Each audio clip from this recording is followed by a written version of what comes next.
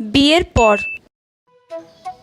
মা, মনে মা তুই কতদিন পর তোর মুখটা দেখতে পেলাম রে মা। তুই তো বিয়ের পর থেকে তেমন আসিসও না। সবই তো জানো মা, তোমার জামাই কাজ কামের চাপে তেমন ছুটি পায় না, আর আমারও সংসার কাজের চাপে তেমন আশা হয়ে ওঠে না। মা শোনো না, আমি কিন্তু বেশিক্ষণ থাকবো না, দেখা করে চলে যাব। মনে শোন মা, আমি কিন্তু রান্না করেছি, দুটো খেয়ে তারপর যাবি। আচ্ছা ঠিক আছে মা, আমি এক্ষুনি ভাত বাড়ছি।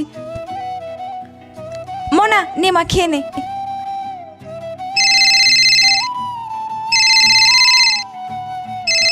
আরে মনা, মুখের ভাত ফেলে রাখতে নেই, আগে ভাতটা খেয়ে নে, তারপরে ফোন ধর। হ্যালো। বলি বৌমা, বাড়ির কাজকর্ম ফেলে সব কোথায় গিয়ে বসে আছো বাজারের নাম করে গিয়ে? বাড়ির রান্না বান্না কি করবে? আমার বুঝি খিদে পায়নি? তাড়াতাড়ি বাড়ি এসে এখানে রান্না বান্না শুরু করো।